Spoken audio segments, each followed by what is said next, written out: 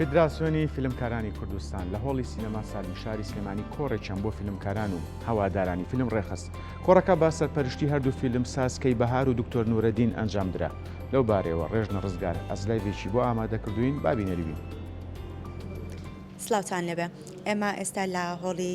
سینەما سالمین لێرە ئەمڕۆ لەلایەن فیدراسیۆنی هونەرمەندان یاخود فیلمسازانی کوردستانەوە کۆڕێک ڕێکراوە بۆ بواری فیلم و بە پیشەسازیکردنی فیلم. لێرە من بەڕێز فیلمساز کەی بەهار لەگەڵم ئامادەیە گفتوگۆیەک دەربارەی ئەم فیدراسیۆنە لەگەڵ بەڕێزیان ئەنجام دەدەین. کاکەی بەهار بەئەرێک نەبێ زۆر سپاس دەکەم. بیرۆکەی دروستبوونی ئەم کۆڕە لەلایەن بەڕێستانەوە چۆن دروست بوو و چ بابەتێکی گرنگ چ لایەنێکی گرنگی فیلم لەم کۆڕەدا باسکران؟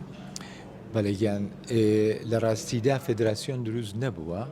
ئەم کۆڕە دایلۆگێکە بۆ داواکاری لە فیلمکاران، سینەماکاران، هەوادارانی فیلم کە بەیەکەوە کۆ بنەوە لە ناوەوەی کوردستان و لە دەرەوەی کوردستان لە هەموو شارەکانی کوردستان و لە هەموو بەشەکانی کوردستان دەستگایەک لە دایک ببێ بتوانێ هەمومان لە باوش بگرێ، هەمومان بەیەکەوە کار بکەین، چونکە کاری فیلم بە تایبەتی کاری فیلم کاری تیمە، کاری تاکە کەس نییە. بۆیە ئەو دەستگایە ئێستا لە دایلۆگ داین،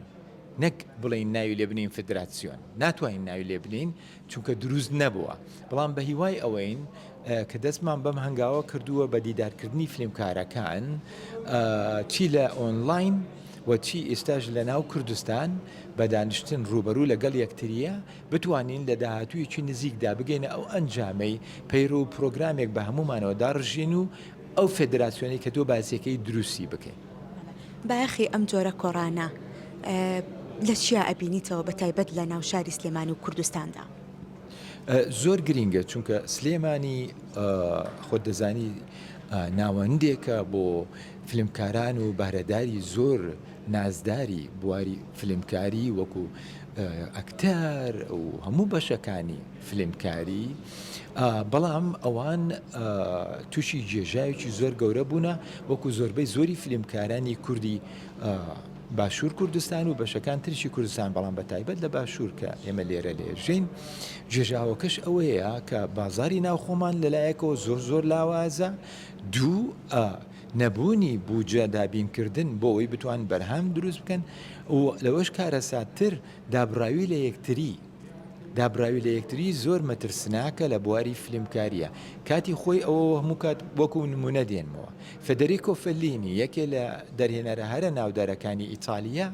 کە خەریکی فیلمکاری بوو، یاریدەدەری دەرهێنەری یەکەمەکەی پازۆلینی بوو، پێرپاولۆ پازۆلینی، کە ئەوش دوایی بوو بە یەکێ لە دەرهێنەرە هەرە بەرزەکان. فیلم کاری تیمە زۆر گرینگە بۆ ئێمە لە سلێمانی، لە هەولێر، لە دهۆک، لە کەلار و لە کفری و لە کەرکووک و لە هەموو شار و شارۆچکەکانی کوردستان بتوانین بەیەکەوە بین و دواییش ڕنگدانەوەی ئەم بەیەکەوە بوونە بگوازینەوە لەگەڵ هەموو بەشەکان تری کوردستان بەیەکەوە بین و دواییش لەگەڵ تاراوگە لە دەرەوە بەیەکەوە بین. سا بۆ نمونە ڕێکخراوێکی نوێمان هەیە دروست بووە بە ناوی کۆنفێدراسیۆنی ڕەوەندی کوردستانی کە ڕێکخراوێکی زۆر نازدارە، چونکە ئەیوێ سەرتاسەری تاراوگە کورد بکە بە یەک. ئێمەش لەژێر ئەو ڕێکخراوەیە و لەژێر چەتی ئەو ڕێکخراوەیە بە هیوای ئەوەی بەهۆی ئەم دایەلۆگۆ بتوانین فیدراسیۆنی فیلمکارانی کوردستان دامەزرێنین تا هەمومان بتوانین بەیەکەوە کار بکەین. بەڕای بەڕێستان بەڕای بەڕێستان لە ئێستادا فیلمی کوردی لە چه ئاستێکدا، بەرهەمهێنانی فیلمی کوردی لە چه ئاستێکدا؟ بەڵێ، لە ڕاستیدا زۆربەی زۆری دەرهێنەر و ئەکتەر و بەرهەمهێنەرەکانی بواری پیشەسازی فیلمکاری لە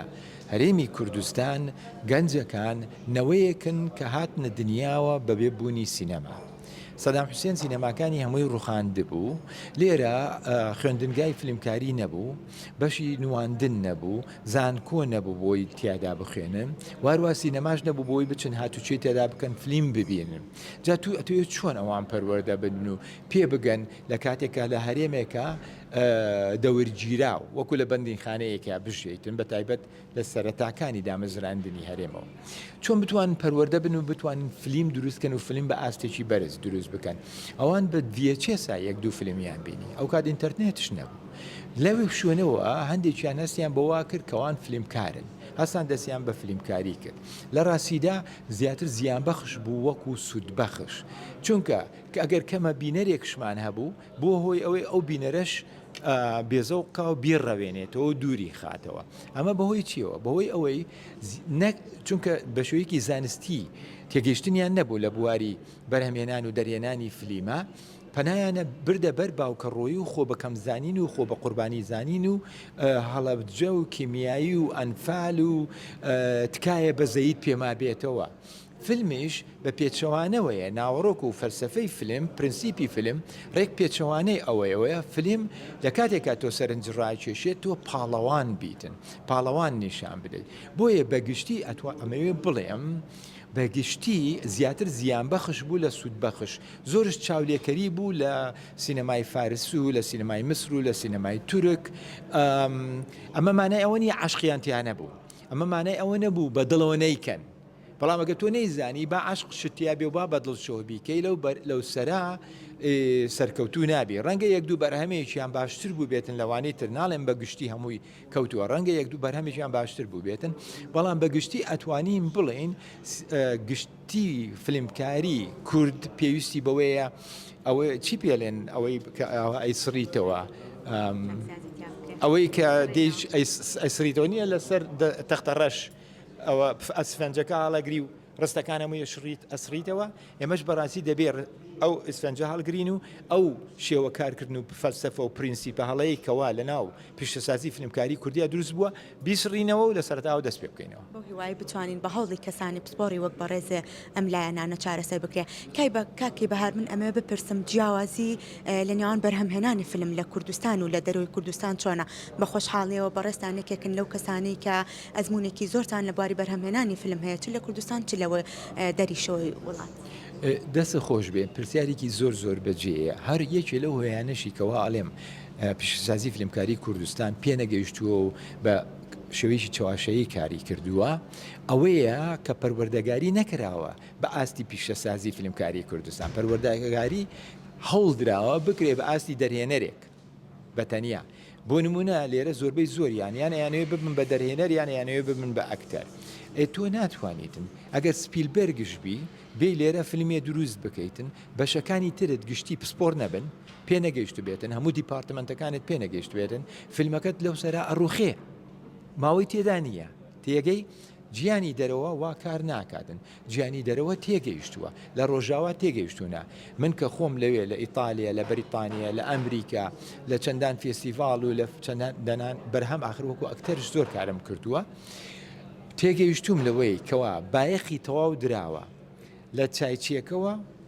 تا بەرهەمهێنەرەکە بە هەمان ئاست پەروەردەکراوە بە ئاستێکی زۆر بەرز پەروەردەکراوە بەڵام تەنها فیلمکاران بەس نییە پەروەردەیان بکەی بینەر ئەی تۆ فیلم بۆ چێ دروستەکەی بۆ بینەر باشە چۆن بگەی بە بینەر بە خۆت بۆی بتانی بچی لە دوو سینەما فیلمەکە نیشاندە یاخو بۆی بتانی لە سوۆشال میدیا بڵاو بکەیتەوە نۆ دەبێت دیستریبیوتەرەتە بێ بڵاوکەر دابەشکەر چۆن نەتوانی بگەیتە دابەشکەر دەبێت بزانی دابەشکەر چی دەوێتن فیلمەکەی تو چۆن وەردەگرێ واتە تو لە ڕاستیە بۆ ئەوەی پیشەسازی فیلمکاری لە کوردستان دروست بکەیت چونکە نییە ئێمە فیلمکارمان هەن ئەکتەرمان هەن چۆن دروستی بکەین بۆی پیشەسازی فیلمکاری لە کوردستان دروست بکەین دەبێ هەموو برگەکانی پڕکەینەوە لە بیرۆکەوە بۆ سکرین لە بیرۆکەوە تا سکرین دەبێ 5 هەنگاوی زۆر گرنگن دەبێ پڕیانکەینەوە لە هەمووی گرنگتر مارکتینەکەیە دیستریبیوشن بینەر دەبێ پەروەردە بکەین دەبێ بڕوینە ناو خوێنگاکانمانەوە لە سەرەتاییەوە لە باخچەی مناڵانەوە بەرنامەی دراما و میدیا ببینە ناو بۆی ئەوان کە 5 ساڵی تر 10 ساڵی تر کە گەورابن زۆر عاشق بن بۆی منداڵەکە بە دایک و باوکەکەی بڵێ با بڕوین بۆ سینەما بینەر دروست بکەین پشت کامیرا پەروەردە بکەین دوای ئەوەش تەواو نەبووینە دەستگاکان گشتی شارەوانی پارێزگاکان وەزارەتەکان حکوومەتی هەرێم هەمووی بەیەکەوە بۆچی بۆ نمونە ئێمە دەبێت دەستگایەکمان هەبێتن لەناو ئەو دەستگایە ئازاد بێ و لە هەموو بوارەکانەوە و بودجەی ساڵانەی خۆی هەبێ نا ئێمە بۆ هەر فلیمێک بۆ هەر بەرهەمێک دەبێ بڕۆینەوە جاریشکە بپارڕینەوە لە پارێزگا و جاریشکە بپارڕینەوە لە حکوومەت و لە وەزارەت ئەو دەستگایە کاری ئەوەیە تەنها ئەو بەرهەمانە دروست دەکاتن سینەماکانمان دەبێ بە شێوەیەکی زۆر جوانتر بڕەنگێنینەوە هەروەها ئاگادارش بین دەبێت زۆر ئاگادار بین هەندێک فلیمان زیان بەخشن ناڵێم سانسۆر بکەین من لەگەڵ سانسۆر نیم بە هیچ جۆرێکە بەڵام بەڕاستی تاوانە بڕۆم فیلمێک نیشان بدەم کە دژ بە کورد بێتن یاخود زیان بە بواری کورد و کوردستان بگەێنێ و دوایش دواخەڵمەوەیە دەبێ بتوانین بە ئاستی جیانی کار بکەین بە هاوبەش کۆپرۆدەکشن یعنی ئێمە لەگەڵ ئەوان تێکەڵ بین لە بەرهەمەکانمانە پێشوازی بینەرانی خۆرئاوایی لە فیلمە کوردیەکان چۆنە لە چ ئاستێکدایە زۆر خراپە هەر بە ئاستێکی زۆر خراپە فیلمی کوردی ئەگەر شانسی بێ لە فێستیڤالێک دوانە نیشان بدرێتن فێستیڤالی کس فێستیڤالی هەرە سەرێکیەکان بە دەگمەن فیلمێکی کوردیە چێتە ناوەوە بە دەگمەن خەڵاتی تیادا وەردەگرێتن بەڵام لە فێستیڤال بەس نییە گیانەکەم فێستیڤال بەرزەکان بە تایبەت یان تو پێشتر لەگەڵ دابشکەرە ڕێکەوتویتە فیلمەکەت بگاتە بازار پێشتر پێشەوەی فیلم دروستکرێ بەهۆی ئەو شارەزاییە لە بواری فرۆشتنی فلیمە یاخو ئەوە دەست نەکەوتووە ئەچی لە فێستیڤاڵە دابشکەر بدۆزیتەوە لەو بازارە بەشداری بۆی فیلمەکەت بچێتە بۆکسۆفیس بچێتە بازار بەداخەوە فیلمی ئێمە تا ئیسە نەگەشتوێتە بۆکسۆفیس و نەچۆتە بازار بۆ هیوای کە بتوانین بۆ لە مۆتا ئەو هۆڵانە بدرێ تیامانە هەیە بەڵام شەرم نەکەین لە خۆمان کە بڵین تا ئێستا فەشەلمان هێناوە شەرم نەکەین لە خۆمان کە بڵین هەموو شتێ نازانین لێرە دەرهێنەر کە ئەدوێتن وەک دیکتاتۆرێک وایە ئیتر هەموو یەزانێ ئیتر ئاگای لە هەموو بوارەکە هەیە دوایش کە چیتە ناو کارەکەی و سێر کارەکەیەکی لە ڕاستیە کارەکەی خۆشی نازانێت دەرێنانەکەش نازانێت کاکەی بەهار لێرەوە پێمان خۆسا پرۆژە و کاری داهاتووی بەڕێستان بزانین لە کوردستان ئازیزیت دەبێت دڵنیابی لەوەی کەوا من ڕێزێکی زۆر گەورەم هەیە بۆ هەموو کەسێک عاشقە بە بواری فیلمکاری کە عاشقە بەوەی کەوا پیشەسازی فیلمکاری لە کوردستان پەرە بسێنێتن بەڵام ناتوان پشگیری لێش بکەم کە بە هەڵا کارەکاتن پیکاسۆ دەلێ هەڵا مامۆستای منە کەی بەهارش دەلێتن هەڵا مامۆستای منە ئۆکەی ئێمە کە هەڵاکەین دەبێت لێوەی فێربین بچۆن نتوانین لێوەی فێربین کراوە بین لەوەی کەسێک پێمان بڵێ ئەم شتە بۆ شێوەیە ناکرێ بۆ شوێیە باشترە بە گفتوگۆیەکی جوان بەبێ شکانەوەی هیچ کەسێک پرۆژەی داهاتووی من هەموو کاتێک ئێستا 22 فیلم هەیە کورت و درێژ لەوەتی هەم 44 ساڵە لە ئەوروپا ئەژێم لە 1970 یەکەم فیلمی خۆم دروست کردووە و ئێستاش بەردەوامم فیلمەکانم هەموو کاتێ دروست کردووە بۆ ئەوەی دەنجی کوردستان بگەێنم بە جیهان واتە فیلمەکانی من زیاتر لە جیهان نیشانە درێ تاکە کوردم کەوا لە گشتی کەناڵە جیهانیەکانە لێم گشتی مەبەستم کەناڵە بەرزەکانە BBC PBS NHK ئەڵجزیرە ئینگلیزی فیلمی منیان نیشان داوە لە دیستریبیوشن فیلمیان نیشان داوە ئێستاش دوای 25-30 ساڵی فیلمکاریم گەیشتمە ئەو ئاستەی کەوا باوەڕ بەخۆم بێنم ئامادەم یەکەم فیلمی درێژی سینەمایی خۆم دروستکەم بە ناوی ڕۆمیۆ و جولیێت کوردستان کە فیلمێکی هاوبەش دەبێت لە نێوان کوردستان و ئەوروپا بەریتانیا و ئەمریکا بە هیوای ئەوەی بتوانین یەک دوو ئەستێرە ئەکتەرشی تێدا بەشداری بکەین و هەموو بواری پیشەسازی فیلمکاری بەهۆی ئەو فیلمەوە زیندوو بکەینەوە. زۆر سپاس بۆ بەڕێز سینەماکار و فیلمساز کەی بەهار بەڵێ من دەمەوێت بڵێم لێرە ئەمڕۆ لە هۆڵی سینەما سالم لەلایەن بەڕێز کەی بەهار و دکتۆر نورەدینەوە باسێک لە بە پیشەسازی کردنی فیلم کرا و بە جیهانبوونی فیلمە کوردیەکان کرا لێرە ئەوان دایانوێت بایەخێکی زیاتر بە هونەری سینەما بدەن بە فیلم بدەن دایانەوێت لە ڕێی فیلمە کوردیەکانەوە دەنگی کورد بگەێنە هەموو جیهان.